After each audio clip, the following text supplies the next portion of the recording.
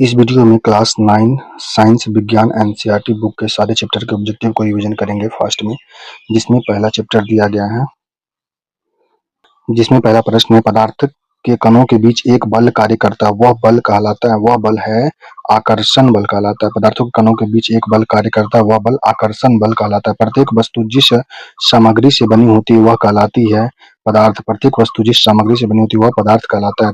अगला प्रश्न है 373 केल्विन का समतुल्य तापमान डिग्री सेंटीग्रेड में होता है, 100 डिग्री सेंटीग्रेड होता है। नेक्स्ट है द्रव ठोस से द्रव अवस्था में बदलने की प्रक्रिया कहलाती है गलन कहलाती है। निम्नलिखित में से कौन सा पदार्थ ठोस नहीं है?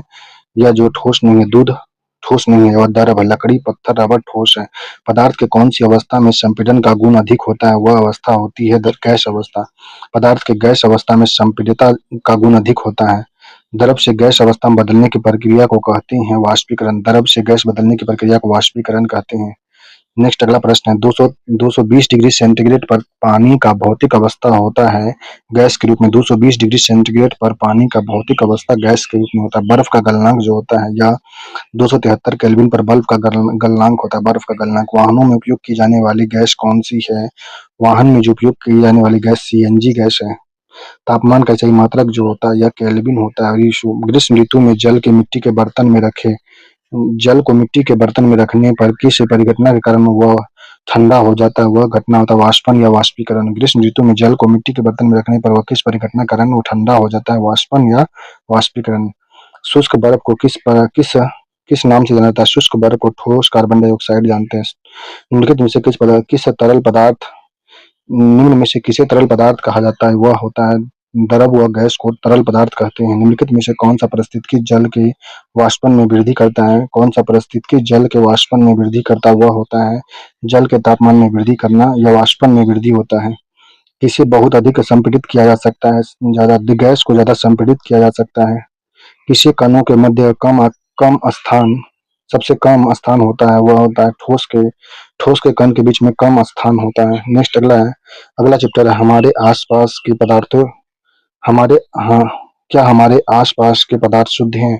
अगला चैप्टर है। इस चैप्टर के सारे ऑब्जेक्टिव को रिवीजन करेंगे फास्ट में, जिसमें पहला प्रश्न दिया गया है द्रव प्लस गैस के कोलाइड को क्या कहते हैं? उसे कहते हैं एरोसोल। द्रव प्लस गैस के कोलाइड्स को एरोसोल कहते हैं। कुहासा का उदाहरण होता है एरिसोल। कुहासा का उदाहरण है सोडा। सोडा जल में विलय होता है। सोडा जो होता है जल में विलय होता है, यह होता है CO2। सोडा जल में CO2 विलय होता है।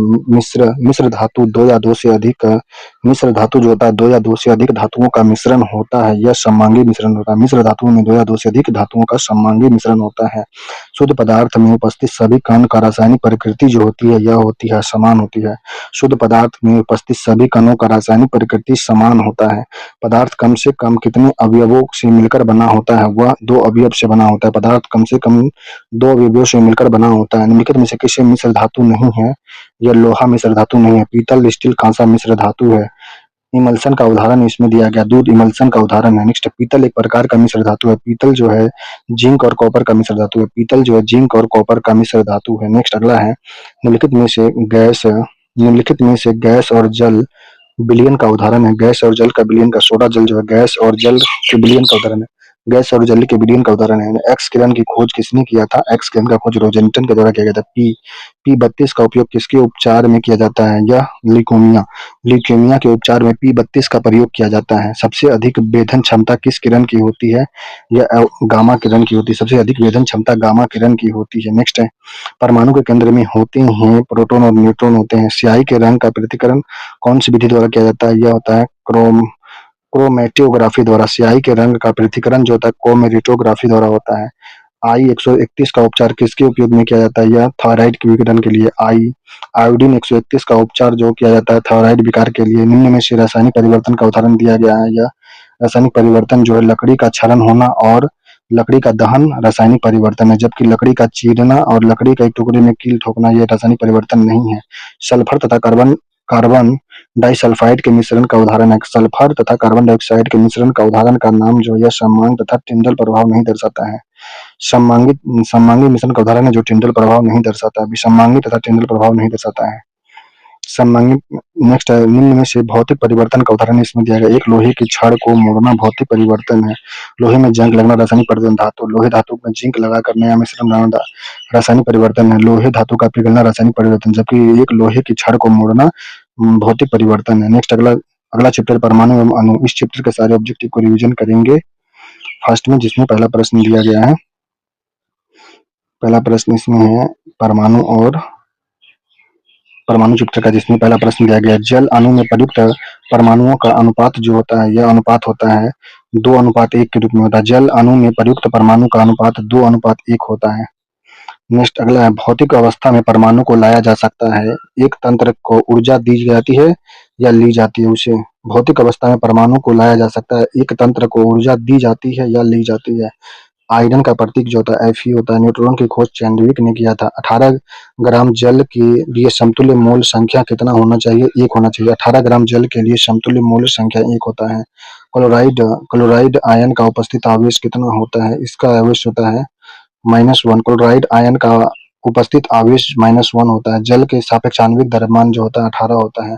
ऑक्सीजन में ऑक्सीजन परमाणु की संख्या कितनी होती है? 1 होता है। ऑक्सीजन में ऑक्सीजन परमाणु की संख्या 1 होता है। हाइड्रोजन परमाणु की त्रिज्या कितनी होती है? हाइड्रोजन परमाणु की त्रिज्या 10⁻−10 मीटर होता है। हाइड्रोजन परमाणु की त्रिज्या जो होती है 10⁻−10 मीटर होता है। कार्बन के एक मोल में परमाणुओं की संख्या कितनी होती है? कार्बन के एक मोल में जो परमाणु होता है वह होता है 6.022 इंटू 10⁻23 होता है। कार्बन के एक मोल में परमाणु की संख्या 6.022 इंटू 10⁻23 होता है। CH4 का इकाई द्रव्यमान जो होता है यह होता है 16। CH4 का इकाई द्रव्यमान 16 होता है। नेक्स्ट C का हो जाएगा 12 और H का 4 हो जाएगा 4। 12 4 16 हो जाएगा CH4। मीथेन का इकाई द्रव्यमान 16 होता है। नेक्स्ट है, किसी परमाणु में प्रोटॉन की संख्या किसके बराबर होती है? किसी परमाणु के प्रोटॉन की संख्या इलेक्ट्रॉन के बराबर होती है। किसी परमाणु में प्रोटॉन की संख्या इलेक्ट्रॉन की संख्या के बराबर होता है। नेक्स्ट, साधारण नमक सोडियम क्लोराइड का सूत्र जो होता है NaCl होता है। सोडियम का रासायनिक प्रतीक जो होता है Na होता है। अमोनिया का सूत्र है NH3 होता है। निम्नलिखित में से परमाणविक तत्व का उदाहरण है। परमाणविक तत्व का उदाहरण आर्गन जो है परमाणविक तत्व का उदाहरण है आर्गन। द्विपरमाणुक तत्व का उदाहरण जो है यह हाइड्रोजन द्विपरमाणुक तत्व का उदाहरण है हाइड्रोजन। नेक्स्ट, यौगिक जल में हाइड्रोजन एवं ऑक्सीजन के द्रव्यमान का अनुपात जो होता है 1:8 में होता है।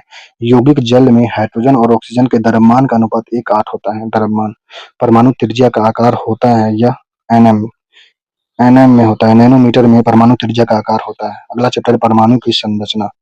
अगला चैप्टर है क्लास 9 का परमाणु की संरचना। इस चैप्टर के ऑब्जेक्टिव को रिवीजन करेंगे फर्स्ट में, जिसमें पहला प्रश्न दिया गया है, सोडियम तत्व में संयोजी इलेक्ट्रॉन की संख्या होती है। सोडियम तत्व में संयोजी इलेक्ट्रॉन की संख्या जो होती है 1 होती है। सोडियम तत्व में संयोजी इलेक्ट्रॉन की संख्या 1 होती है। क्लोरीन तत्व में m कक्ष में इलेक्ट्रॉन की संख्या कितनी होती है? क्लोरीन तत्व के m कक्ष में इलेक्ट्रॉन की संख्या जो होती है यह होती है 7। क्लोरीन में 7 होता है। पोटेशियम तत्व में संयोजी इलेक्ट्रॉन की संख्या कितनी होती है? 1 होता है। पोटेशियम तत्व में संयोजी इलेक्ट्रॉन की संख्या 1 होता है। m कक्षा में अधिकतम इलेक्ट्रॉन की संख्या कितनी होती है? 18। m कक्षा में अधिकतम इलेक्ट्रॉन की संख्या 18 होता है। एल्युमिनियम तत्व का इलेक्ट्रॉनिक विन्यास होता है। एल्युमिनियम का इलेक्ट्रॉनिक विन्यास जो होता है यह 283 होता है। 2 8 10 3 13 होता है एल्युमिनियम का इलेक्ट्रॉनिक विन्यास। नेक्स्ट है, परमाणु का मूल कण नहीं है। अल्फा परमाणु का मूल कण नहीं, जबकि प्रोटॉन न्यूट्रॉन इलेक्ट्रॉन परमाणु का मूल कण है। अल्फा कण किस प्रकार का कण होता है? यह होता है द्विआवेशित कण होता है। अल्फा जो होता है द्विआवेशित कण होता है। किस तत्व के समस्थानिक का प्रयोग कैंसर के इलाज में करते हैं? वह कोबाल्ट का प्रयोग कैंसर के इलाज में कोबाल्ट का प्रयोग किया जाता है। अक्रिय गैस के बाहरी कक्षा में इलेक्ट्रॉन की संख्या होती है 8 होता है। अक्रिय गैस के बाहरी कक्षा में इलेक्ट्रॉन की संख्या 8 होता है। किस तत्व के समस्थानिक का उपयोग नाभिक के रिएक्टर में किया जाता है? वह होता है हाइड्रोजन का प्रयोग नाभिक रिएक्टर में किया जाता है। नेक्स्ट है, निम्नलिखित में से सही कथन का चयन करना जिसमें दिया गया है, एक परमाणु के इलेक्ट्रॉन और प्रोटॉन की संख्या समान होती है। यह सही कथन है। एक परमाणु में इलेक्ट्रॉन और प्रोटॉन की संख्या समान होती है। नेक्स्ट, एक संयोजकता वाले तत्व होते हैं धातु या अधातु होते हैं। एक संयोजकता वाले तत्व धातु या अधातु होते हैं।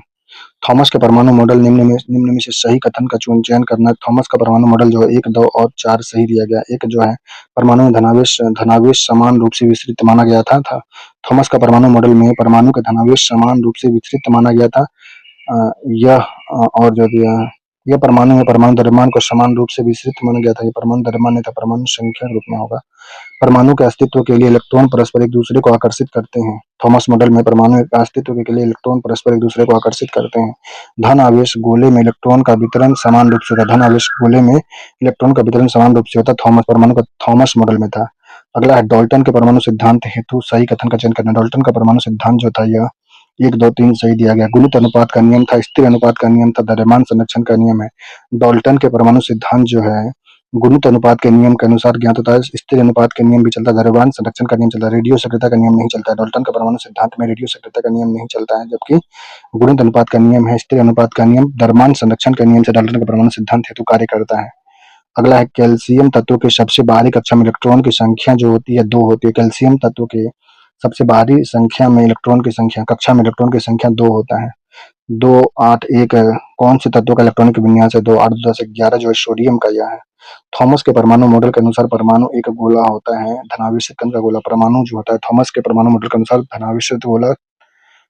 धनावेशित गोला जो होता है परमाणु एक गोला धनावेशित गोला होता है थॉमस के मॉडल के अनुसार। नेक्स्ट अगला चैप्टर है जीवन की मौलिक इकाई। जीवन की मौलिक इकाई इस चैप्टर के ऑब्जेक्टिव को पढ़ेंगे, जिसमें पहला प्रश्न दिया गया है निम्न में से बहुकोश के जीव का उदाहरण नहीं है। वह है अमीबा। बहुकोश के जीव नहीं है। अमीबा जो है बहुकोश के जीव नहीं है। बहुकोश के जीव के उदाहरण है पादप।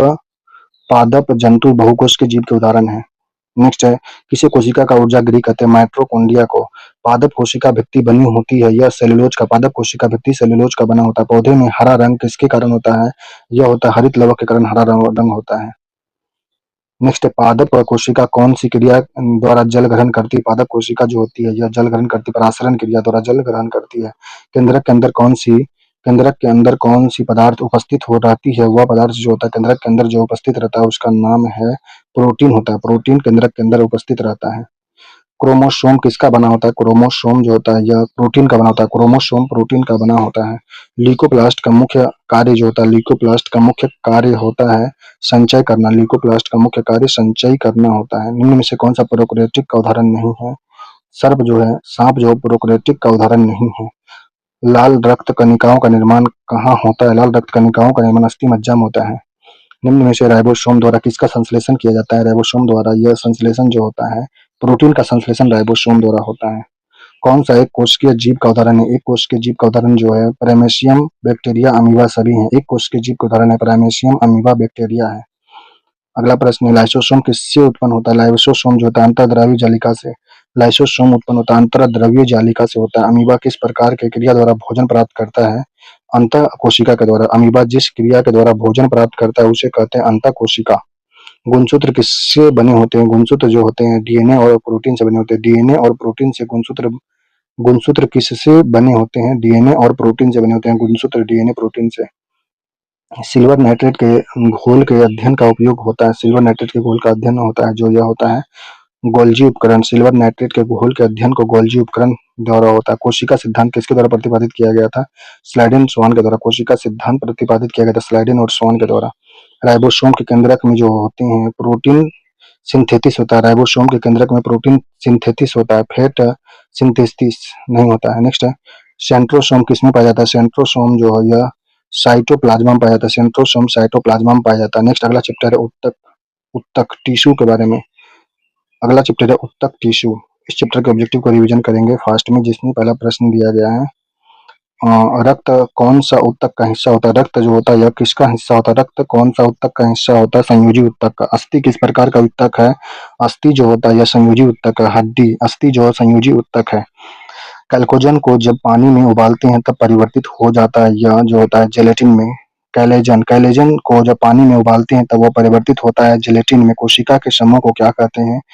यह उत्तक कहते हैं। कोशिका के समूह को उत्तक कहते हैं। शैवाल में किस प्रकार का विभाजन होता है? शैवाल में जो होता है अर्धसूत्री विभाजन, असूत्री विभाजन। शैवाल में असूत्री विभाजन होता है।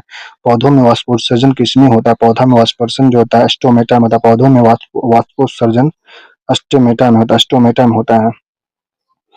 गति गति कामय उत्तक किस प्रकार का उत्तक होता है? गति कामय उत्तक जो होता है यह उत्तक संयोजी उत्तक होता है। किस प्रकार के उत्तक द्वारा ग्रंथि बनती है? वह होता है उपकला उत्तक में ग्रंथियां बनती है। पौधे की लंबाई किसके द्वारा बढ़ती है? वह होता है शीर्षस्थ विभाजक के द्वारा। पौधों की लंबाई किसके द्वारा बढ़ती है? शीर्षस्थ विभाजक के द्वारा। सक्रिय विभाजन किसकी कोशिका में होता है? सक्रिय विभाजन जो होता है कैम्बियम कोशिका में, सक्रिय विभाजन कैम्बियम कोशिकाओं में होता है। नेक्स्ट अगला प्रश्न, निम्नलिखित में से किसमें चिकनी पेशी पाई जाती है? उपयुक्त सभी, धमनी, गर्भाशय, शिरा में चिकनी पेशी पाई जाती है। चिकनी पेशी जो होता है धमनी, शिरा और गर्भाशय में पाया जाता है। नेक्स्ट अगला, निम्नलिखित विशेषताओं पर ध्यान देना है जिसमें एपिडर्मिस, एपिडर्मिस जो होता है यह पौधों के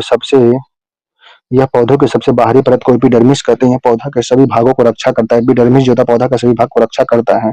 ये पौधे की बाहरी सतह पर प्रायः एक मोम जैसा जल प्रतिरोधी परत बनाता है। एपोडर्मिस जो होता है कोशिका समूह है। यह एपिडर्मिस, एपिडर्मिस जो होता है पौधे को सबसे बाहरी परत होता है। यह पौधे के सभी भागों को रक्षा करता है। ये पौधों को बाहरी सतह पर प्रायः एक मोम जैसी जल प्रतिरोधी परत बनाता है। एपिडर्मिस होता है।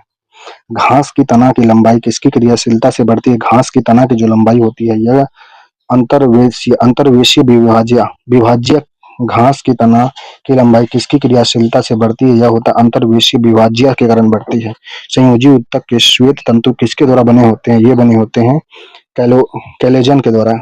संयोजी ऊतक के श्वेत तंतु कैलोजन द्वारा बने होते हैं। निम्न में से कोष्ठकीय लिग्निफाइड दीर्घित निर्जीव कोशिका कौन सी होती है? यह दृढ़ ऊतक होता है। काष्ठीय लिग्निफाइड दीर्घित निर्जीव कोशिका होती है। दृढ़ ऊतक कोशिका होता है। ऊतकों में से प्रायः निर्जीव कोशिकाओं बना होता है। यह जाइलम जो होता है निर्जीव कोशिकाओं द्वारा बना होता है। निम्न में से जटिल ऊतक किसका बना होता है? जटिल ऊतक जो होता है भिन्न भिन्न कार्य करने वाले विभिन्न प्रकार की कोशिका से जटिल ऊतक बना होता है। जटिल ऊतक जो होता है भिन्न भिन्न कार्य करने वाले विभिन्न प्रकार की कोशिका से बनता है। जटिल ऊतक के उदाहरण जो दिया गया यह है जाइलम और फ्लोएम जटिल ऊतक के उदाहरण है। जाइलम और फ्लोएम जटिल ऊतक के उदाहरण है। अगला चैप्टर है जीवों में विविधता। इस चैप्टर के ऑब्जेक्टिव को पढ़ेंगे जीवों में विविधता के, जिसमें दिया गया पहला प्रश्न है इस चैप्टर का, निम्न में से गर्म रुधिर वाला जानवर जो है, गर्म रुधिर वाला जानवर कौन है? स्तनधारी पक्षी गौरैया गर्म रुधिर वाले जानवर हैं। गर्म रुधिर वाले जानवर पक्षी गौरैया स्तनधारी होते हैं। निम्न में से शीत रुधिर वाले जानवर जो होते हैं ये उभयचर मछली कीड़े उभयचर शीत रुधिर वाले जानवर होते हैं। ठंडा रुधिर वाले जानवर जो होते हैं ठंडा रुधिर वाले शीत रुधिर वाले जानवर होते हैं मछली कीड़ा उभयचर होते हैं। गर्म रुधिर वाले पक्षी गौरैया स्तनधारी होते हैं। शीत रुधिर वाले जानवर में शामिल होते हैं मेढक जो शीत रुधिर में है। नेक्स्ट है ऑर्थोपोड का संघ जंतु कौन सा होता है? ऑर्थोपोड का जो बिच्छू जो है ऑर्थोपोड संघ का जंतु है बिच्छू। सजीव वर्ग का वर्गीकरण किसके द्वारा किया गया था? यह किया गया था रॉबर्ट हुइटकेर के द्वारा। सजीव वर्ग का वर्गीकरण रॉबर्ट हुइटकेर के द्वारा किया गया था। सजीव वर्ग का वर्गीकरण किया गया था रॉबर्ट हुइटकेर के द्वारा। अमीबा निम्न में से किस वर्ग का प्राणी? अमीबा जो है प्रोटोजोआ वर्ग का प्राणी है। नेक्स्ट अगला प्रश्न है निम्न में से बहुकोष के जीव का उदाहरण है। बहुकोष के जीव जो है स्पाइरोगाइरा जो बहुकोष के जीव का उदाहरण है। कौन जैव विकास की अवधारणा से संबंधित होता है? इसमें चार्ल्स डार्विन जो है जैव विकास की अवधारणा से संबंधित है चार्ल्स डार्विन। आर्थ्रोपोडा का एक संघ है। आर्थ्रोपोडा जो है यह मकड़ी का संघ है। आर्थ्रोपोडा मकड़ी का उदाहरण है। एक कोशिकीय फंजाई का उदाहरण इसमें दिया गया। ईस्ट जो है एक कोशिकीय फंजाई का उदाहरण है। निम्नलिखित में से कौन सा फंजाई का उदाहरण है? फंजाई में मशरूम ईस्ट कुकुरमुत्ता फंजाई का उदाहरण है। फंजाई का उदाहरण है मशरूम ईस्ट कुकुरमुत्ता। निम्न जंतुओं में कवच पाया जाता है उसे क्या कहते हैं? जो जंतु में कवच मोलस्का होता है। मोलस्का कवच पाए जाने वाले जंतु में मोलस्का होता है।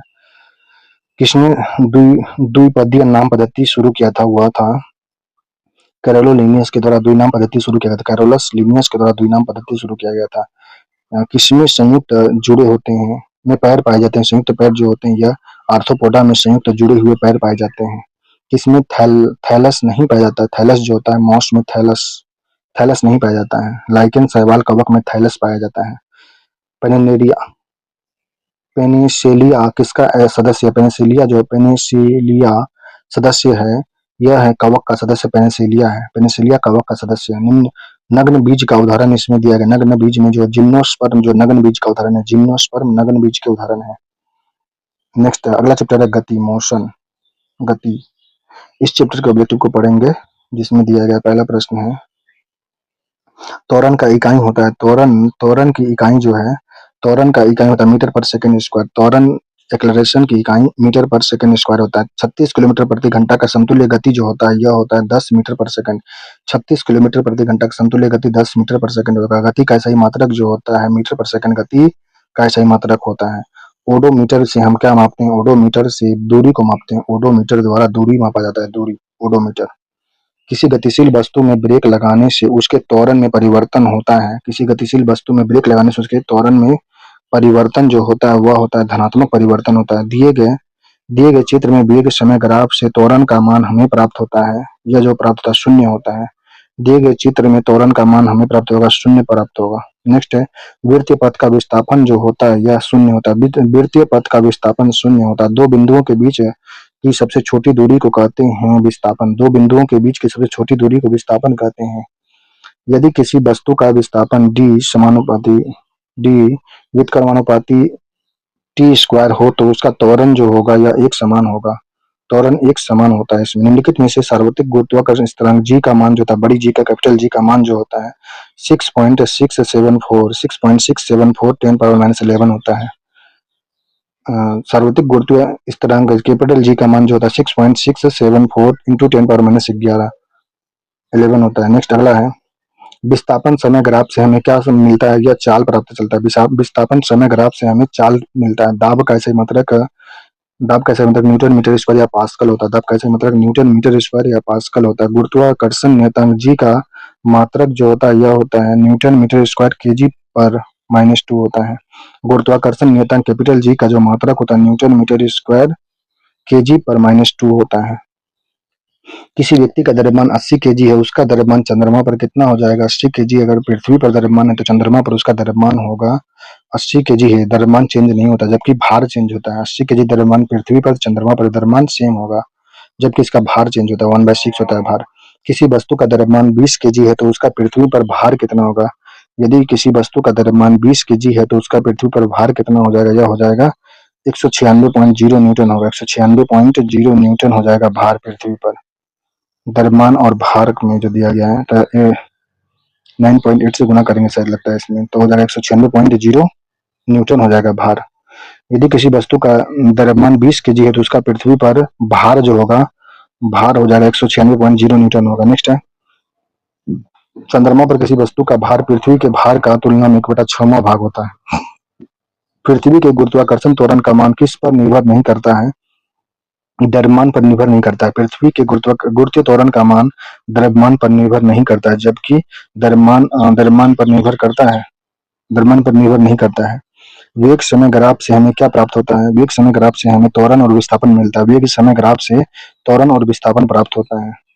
आरेखों में से एक समान गति को दर्शाता है। इसमें जो है दूरी और समय जो एक समान गति को दर्शा रहा है, दूरी और समय, बी वाला बी आंसर हो जाएगा। नेक्स्ट अगला है गुरुत्वीय स्थिरांक जी का मान जो होता है, गुरुत्वीय स्थिरांक जी का मान सभी ग्रहों और उपग्रहों पर समान होता है। गुरुत्वीय स्थिरांक जी का मान सभी ग्रहों और उपग्रहों पर समान होता है।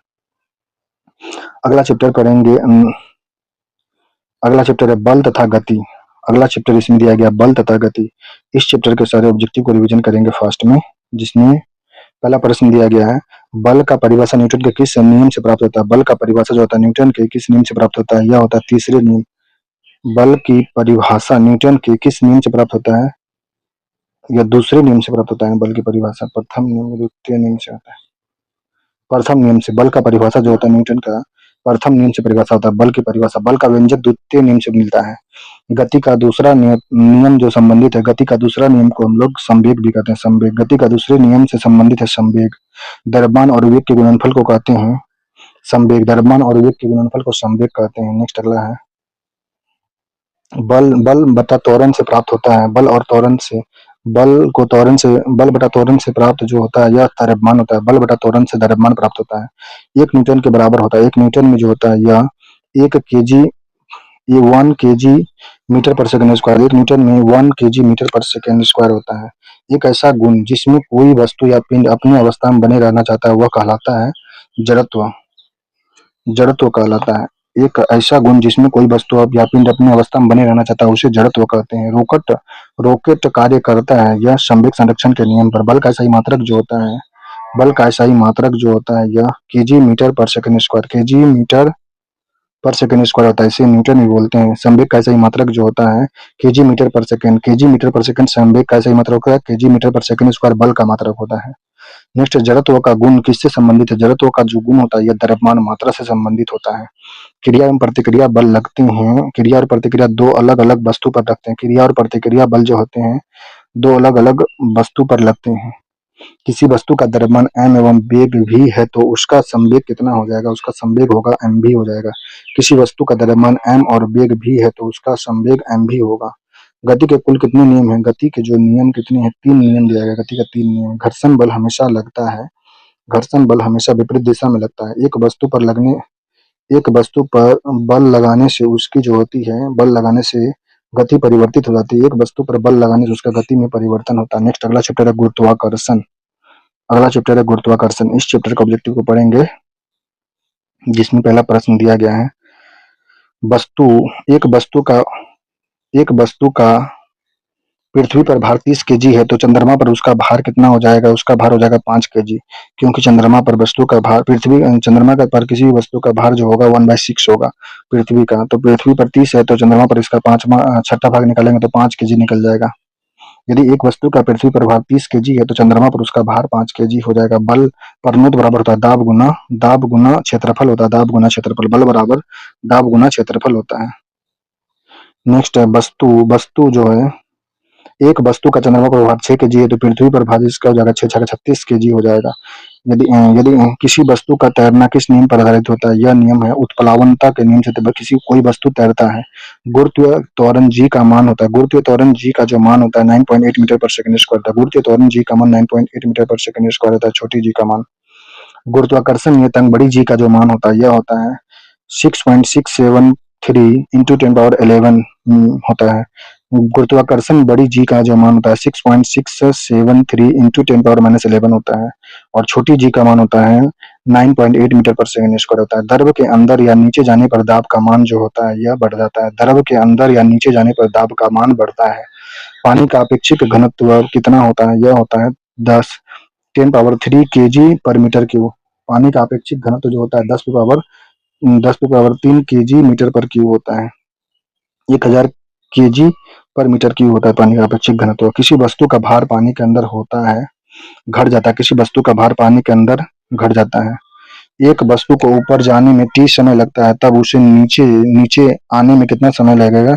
t के बराबर ही लगेगा। हाइड्रोमीटर किस सिद्धांत पर कार्य करता है? यह कार्य करता है आर्किमिडीज सिद्धांत पर। हाइड्रोमीटर कार्य करता है, हाइड्रोमीटर जो होता है आर्किमिडीज सिद्धांत पर कार्य करता है।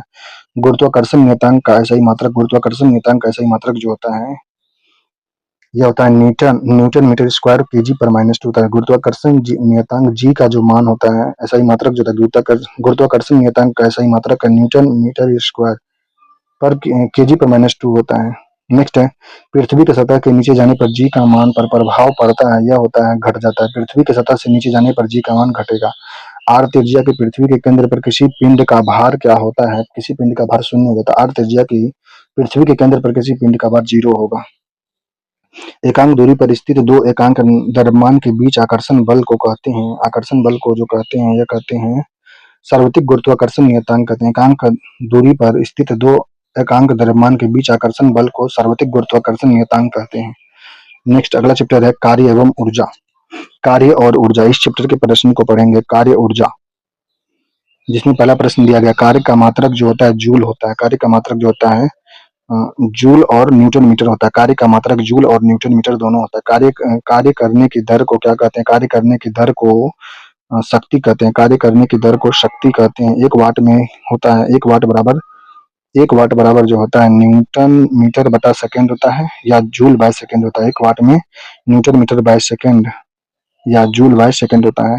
सामर्थ्य का मात्रक जो होता है, सामर्थ्य का मात्रक जूल प्रति सेकंड, वाट न्यूटन मीटर प्रति सेकंड होता है। सामर्थ्य का मात्रक जो होता है वाट होता है, न्यूटन मीटर प्रति सेकंड या जूल पर सेकंड होता है। 1 यूनिट का अर्थ होता है 1 किलोवाट घंटा होता है। 1 यूनिट में 1 किलोवाट घंटा होता है। नेक्स्ट है गुरुत्वाकर्षण बल द्वारा किया गया कार्य किसके बराबर होता है? गुरुत्वाकर्षण द्वारा किया गया कार्य जो mgh के बराबर होता है। mgh के बराबर गुरुत्वाकर्षण बल द्वारा किया गया कार्य होता है। एक 20 केजी द्रव्यमान की वस्तु पृथ्वी सतह से 10 मीटर की ऊंचाई पर है। उस वस्तु की स्थितिज ऊर्जा कितनी होगी? जी 10 मीटर पर सेकंड है तो उसका स्थितिज ऊर्जा जो हो जाएगा यह होगा 2000 जूल हो जाएगा। एक 20 केजी द्रव्यमान की वस्तु पृथ्वी की सतह से 10 मीटर की ऊंचाई पर रखा गया है, तो उस वस्तु की स्थितिज ऊर्जा क्या होगा? जहां पे जी का मान 10 मीटर पर सेकंड स्क्वायर ले सकते हैं, तो हो जाएगा 2000 जूल हो जाएगा। एक हीटर को घोषित शक्ति 2000 वाट है, तो 20 घंटे में ये कितना ऊर्जा उपयोग करेगी? हीटर जो है 2000 वाट का है, तो वह 20 घंटा में कितना ऊर्जा उपयोग करेगी? तो वह करेगी 40 यूनिट ऊर्जा उपयोग कर लेगी। नेक्स्ट है, गतिज ऊर्जा का सूत्र होता है, गतिज ऊर्जा का सूत्र 1/2 mv स्क्वायर होता है। गतिज ऊर्जा का सूत्र 1/2 mv स्क्वायर होता है। नेक्स्ट, पृथ्वी की सतह पर किसी वस्तु की स्थितिज ऊर्जा होती है, जीरो होता है। पृथ्वी की सतह पर किसी वस्तु की स्थितिज ऊर्जा जीरो होती है। 15 केजी द्रव्यमान की एक वस्तु 2 मीटर पर सेकंड को एक समान वेग से गतिशील है, तब वस्तु की गतिज ऊर्जा कितना हो जाएगा? यह हो जाएगा 30 जूल हो जाएगा। 15 गुना 30, 15 केजी द्रव्यमान की एक वस्तु 2 मीटर पर सेकंड की एक समान वेग से गति कर रहा है। ए का मान दिया यहाँ पे 15, एफ बराबर एम ए होता है ना, मास 15 दिया है, ए का मान 2 दिया है, तो निकालना था गतिज ऊर्जा, इसमें निकालना था, तो क्या हो जाएगा? 30 निकल जाएगा। चाबी वाले घड़ी में किस प्रकार की ऊर्जा संग्रहित होती है? उसमें होता है स्थितिज ऊर्जा होता है। किसी पिंड का द्रव्यमान आधा तथा वेग दुगुना करने पर उसकी गतिज ऊर्जा क्या हो जाती है? यह होती है दोगुनी हो जाती है।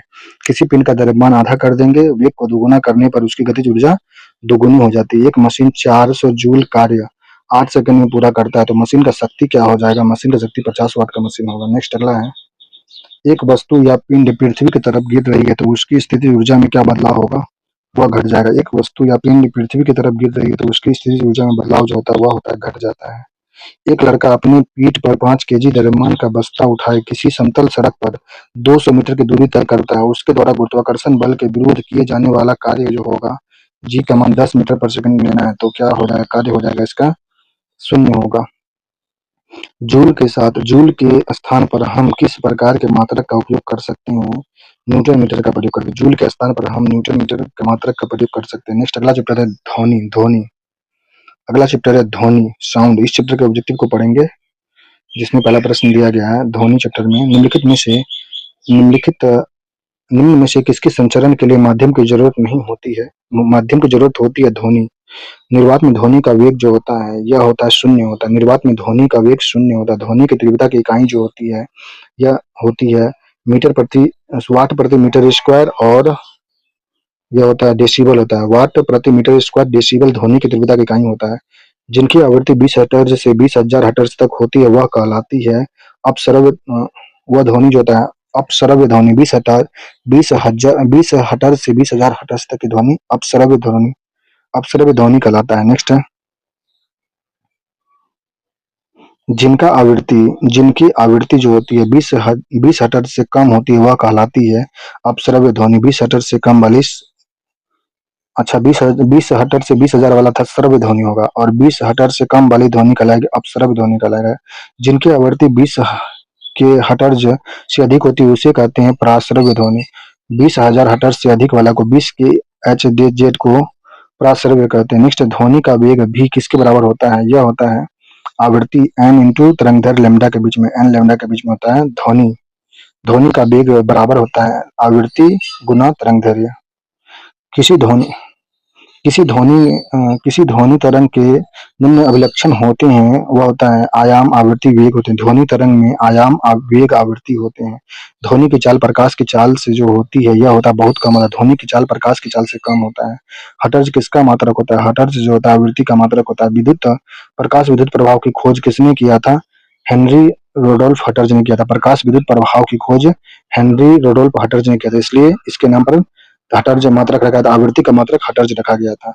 नेक्स्ट, धातुओं के पिंडों के अंदर बारीक दरारों या छिद्रों का पता लगाने में प्रयोग करते हैं, वह प्राश्रव्य तरंग का प्रयोग करते हैं। निम्नलिखित में से ध्वनि की चाल किस माध्यम में होता है? ध्वनि की चाल ठोस माध्यम में ज्यादा होता है। सोनार में हम किस तरंग का उपयोग करते हैं? सोनार में जो हम पराश्रव्य तरंग का उपयोग करते हैं। सोनार में पराश्रव्य तरंग का प्रयोग।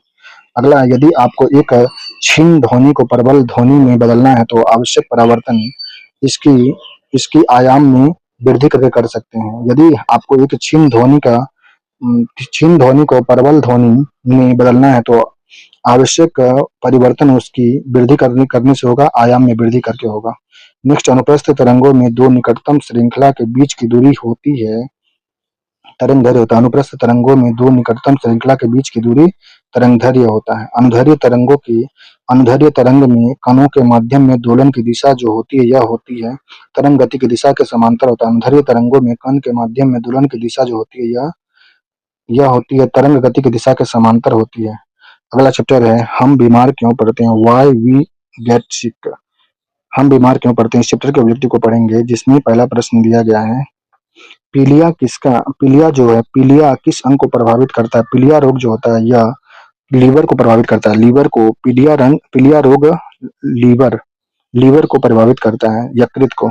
एड्स का कारण जो होता है इसमें यौन संपर्क से एक ही सुई द्वारा इंजेक्शन लगाने से रोगग्रस्त व्यक्ति का खून दूसरे व्यक्ति को देने से यह हो जाता है एड्स रोग होता है। एड्स रोग का कारण है यौन संपर्क से एक ही सुई द्वारा इंजेक्शन लगाने से रोगग्रस्त व्यक्ति का खून दूसरे व्यक्ति में देने से हो जाता है। संक्रमित पेयजल से फैलने वाला रोग को कहते हैं हेपेटाइटिस होता है। संक्रमित पेयजल से फैलने वाला रोग हेपेटाइटिस होता है। स्कर्वी रोग किस विटामिन की कमी के कारण होता है, विटामिन सी। स्कर्वी वायरस से होने वाला रोग नहीं है, इसमें वायरस से हैजा वायरस से नहीं होता, जीवाणु से होता है। वायरस से एड्स इन्फ्लुएंजा चेचक होता है, वायरस से एड्स इन्फ्लुएंजा चेचक होता है। हैजा जो होता है जीवाणु से होता है। बैक्टीरिया से होने वाला रोग नहीं है, इसमें बैक्टीरिया से जो नहीं होता, दाद जो है बैक्टीरिया से नहीं होता है, जबकि बैक्टीरिया से होने वाला रोग है टाइफाइड, डिप्थीरिया, कुष्ठ रोग बैक्टीरिया से होता है। टाइफाइड, डिप्थीरिया, कुष्ठ रोग होता है। आयोडीन की कमी से होने वाला रोग है, आयोडीन की कमी से जो है घेगा रोग होता है। एनीमिया किस तत्व की कमी से होता है, एनीमिया जो होता है आयरन की कमी से होता है।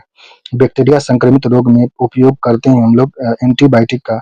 बैक्टीरिया संक्रमित रोग में एंटीबायोटिक का प्रयोग करते हैं। कौन सी बीमारी मच्छर द्वारा नहीं फैलता है, यह है न्यूमोनिया बीमारी मच्छर द्वारा नहीं फैलता, जबकि डेंगू मलेरिया मस्तिष्क ज्वार मच्छर द्वारा फैलता है। मस्तिष्क ज्वार मलेरिया डेंगू मच्छर के द्वारा फैलता है। किसके द्वारा एड्स नहीं फैलता, यह होता है गले मिलने से एड्स नहीं फैलेगा, स्तनपान से हो जाएगा, लैंगिक संसर्ग से होगा, रक्तदान से होता है। एड्स फैलने का लक्षण है स्तनपान, लैंगिक संसर्ग या रक्तदान से भी हो जाता है। नेक्स्ट अगला है वेक्टर संवाहक की परिभाषा सही है। वेक्टर संवाहक की परिभाषा जो वह जीव जो संक्रामक कारकों को एक रोगग्रस्त व्यक्ति से दूसरे स्वस्थ व्यक्ति तक ले जाते हैं उसे वेक्टर संवाहक कहते हैं। वेक्टर संवाहक का सही परिभाषा इसमें दिया गया, वह जीव के संक्रमण कारकों को एक रोगग्रस्त व्यक्ति से दूसरे स्वस्थ व्यक्ति तक ले जाना उसे वेक्टर संवाहक कहते हैं। हमें अपने वातावरण में मच्छर के प्रजनन को कम करने के लिए क्या करना चाहिए, उसमें बहुत सी बीमारियों के रोग वाहक होते हैं मच्छर। हमें अपने वातावरण में मच्छर के प्रजनन को कम करने चाहिए क्योंकि वे बहुत सी बीमारियों के रोग वाहक होते हैं। नेक्स्ट है विषाणुओं से हेपेटाइटिस रोग उत्पन्न होता है, यह रोग निम्न में से किसके द्वारा संचालित होता है, यह जल द्वारा होता है। हेपेटाइटिस रोग उत्पन्न होता है, यह रोग जल द्वारा संचालित होता है, विषाणु से होता है हेपेटाइटिस। नेक्स्ट है निम्न में से कौन सा रोग मच्छर द्वारा नहीं फैलता है, मच्छर के द्वारा जो नहीं फैलता, टाइफाइड मच्छर से नहीं फैलता, डेंगू मस्तिष्क ज्वार मलेरिया मच्छर के द्वारा फैलता है। नेक्स्ट है वायु संक्रमण द्वारा होने वाले रोग जो नहीं है, इसमें एड्स वायु संक्रमण द्वारा नहीं होते हैं। निमोनिया क्षय रोग खांसी जुकाम वायु संक्रमण से फैल जाता है। वायु संक्रमण से निमोनिया क्षय रोग टीबी रोग हो गया, खांसी जुकाम या वायु संक्रमण से फैल जाता है। नेक्स्ट अगला चैप्टर प्राकृतिक संपदा। प्राकृतिक संपदा इस चैप्टर के ऑब्जेक्टिव को पढ़ेंगे प्राकृतिक संपदा, जिसमें पहला प्रश्न दिया गया है सौर ऊर्जा का रासायनिक ऊर्जा में किस प्रकार का परिवर्तन होता है। सौर ऊर्जा का रासायनिक ऊर्जा में किस प्रकार का परिवर्तन होता है, प्रकाश संश्लेषण द्वारा। सौर ऊर्जा का रासायनिक ऊर्जा में प्रकाश संश्लेषण द्वारा प्रक्रिया द्वारा परिवर्तन होता है। प्रतिदिन साधारण मानव को कितनी वायु की आवश्यकता होती है, 250 से 265 केजी वायु प्रतिदिन एक साधारण मानव को 250 से 265 केजी वायु की आवश्यकता होती है। 250 से 265 किग्रा वायु की आवश्यकता होती है प्रतिदिन एक साधारण मानव को 250 से 265 केजी वायु की आवश्यकता होती है। 250 ढाई कुंटल से भी ज्यादा वायु एक दिन में मानव को आवश्यकता होती है। नेक्स्ट है जल चक्र मुख्य रूप से किसके द्वारा होता है। जल चक्र जो होता है यह होता है किसके द्वारा होता है, वाष्पन के द्वारा। जल चक्र मुख्य रूप से वाष्पन द्वारा होता है। शुक्र ग्रह पर कौन सी गैस मुख्य घटक के रूप में पाई जाती है। शुक्र ग्रह पर हीलियम गैस मुख्य घटक के रूप में पाई जाती है। निम्न में से लाइकेन पाए जाते हैं, लाइकेन जो होते हैं पत्थर में लाइकेन पाए जाते हैं। क्लोरोफ्लोरोकार्बन प्रभावित करते हैं। क्लोरोफ्लोरोकार्बन जो होते हैं ओजोन को क्लोरोफ्लोरोकार्बन प्रभावित करते हैं। जैव मंडल में पोषक तत्वों तथा पदार्थों का प्रवाह किस प्रकार होता है? यह होता है चक्रीय प्रभाव होता है। जैव मंडल में पोषक तत्वों तथा पदार्थों का प्रभाव चक्रीय रूप में होता है। निम्न में से विनैट्रीकरण वाला जीव जो होता है, विनैट्रीकरण वाला जीव इसमें कौन सा दिया गया है? सूडोमोनाज जो है विनैट्रीकरण वाला जीव है, सूडोमोनाज। नेक्स्ट है परावैंगनी विकिरण किसके माध्यम से रोकते हैं? परावैंगनी विकिरण को ओजोन परत द्वारा रोका जाता है। परावैंगनी विकिरण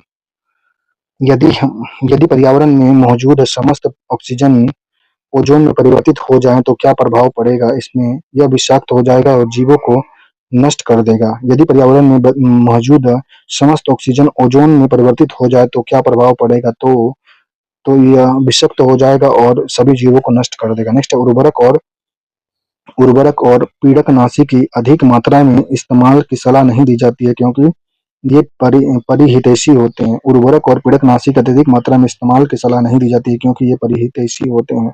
जल चक्र में कौन सा क्रिया सम्मिलित नहीं है? जल चक्र में जो है प्रकाश संश्लेषण सम्मिलित नहीं होता, जबकि वाष्पोत्सर्जन अवशोषण वाष्पन सम्मिलित होता है। जल चक्र में वाष्पोत्सर्जन अवशोषण वाष्पन सम्मिलित होता है। ऑक्सीजन निम्न में से किसके ऊपर हानिकारक प्रभाव डालता है? ऑक्सीजन जो होता है यह नाइट्रोजन स्थिरीकरण जीवाणु पर हानिकारक प्रभाव डालता है।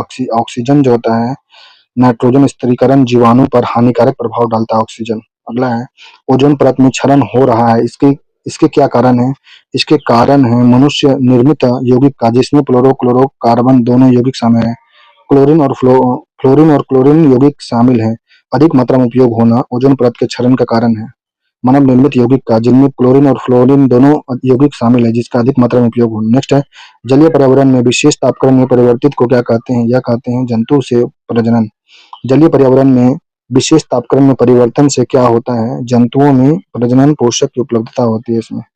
जलीय पौधों की अधिक वृद्धि हो जाता है इसमें। नेक्स्ट है अब मिट्टी में मौजूद होता है। ऊपरी मिट्टी में मौजूद जो होता है यह होता है ह्यूमस सजीव और मिट्टी की कणिका है। ऊपरी मिट्टी में मौजूद होता है ह्यूमस सजीव और मिट्टी की कणिका।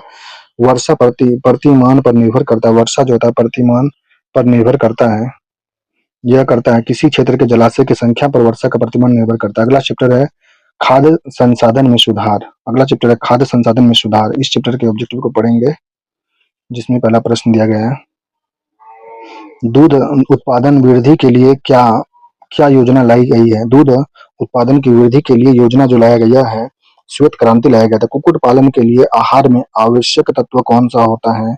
कार्बोहाइड्रेट प्रोटीन वसा होता है। कुक्कुट पालन के लिए आहार में आवश्यक तत्व होते हैं कार्बोहाइड्रेट प्रोटीन वसा होते हैं। निम्न में से कार्बनिक खेती के लिए कौन सा उपयुक्त होता है? कार्बनिक खेती के लिए इसमें रासायनिक उर्वरक का उपयोग वर्जित है। रासायनिक उर्वरक का उपयोग वर्जित है कार्बनिक खेती के लिए। इसमें रासायनिक उर्वरक का उपयोग अपेक्षित किया जाता है। इसमें रासायनिक उर्वरक जैविक का उपयोग नहीं होता है। इसमें रासायनिक उर्वरक का उपयोग वर्जित होता है। नेक्स्ट है कौन सा जोड़ा रबी और खरीफ फसलों का सही जोड़ा नहीं है? इसमें यह दिया गया उड़द और सोयाबीन रबी खरीफ का जोड़ा नहीं, जबकि गेहूं धान रबी खरीफ का जोड़ा है। सरसों अरहर अलसी और मक्का रबी खरीफ का जोड़ा है। सरसों अरहर रबी खरीफ फसल का जोड़ा है। अलसी मक्का भी है, गेहूं धान भी दिया गया, जबकि उड़द और सोयाबीन नहीं है। मुर्गियों को हाइब्रिड नस्ल निम्न में से कौन सी है? मुर्गी की हाइब्रिड नस्ल जो है ILS 82 जो है मुर्गियों की हाइब्रिड नस्ल है। ILS 82 है।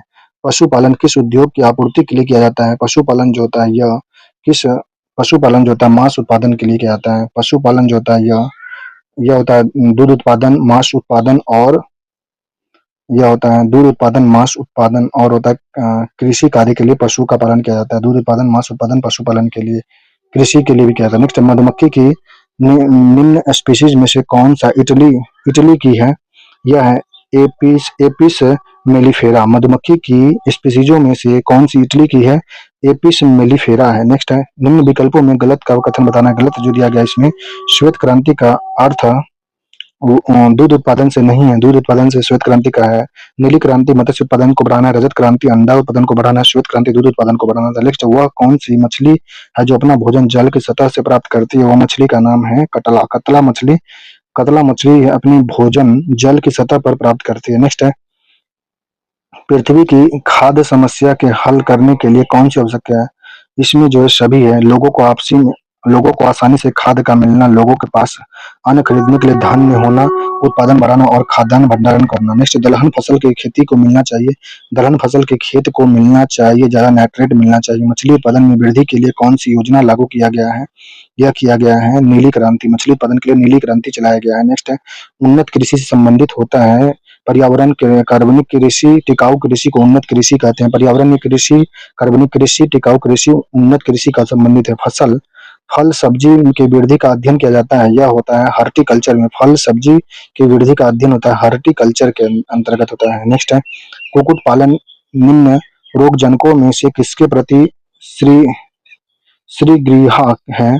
कुक्कुट पालन निम्न रोगजनकों में से किसके प्रति श्रीगृहा है? यह हो जाएंगे कवक, जीवाणु, विषाणु से। कुक्कुट पालन जो होता है रोगजनक है, या इसमें कवक, जीवाणु, विषाणु का सृजकिया होता है। नेक्स्ट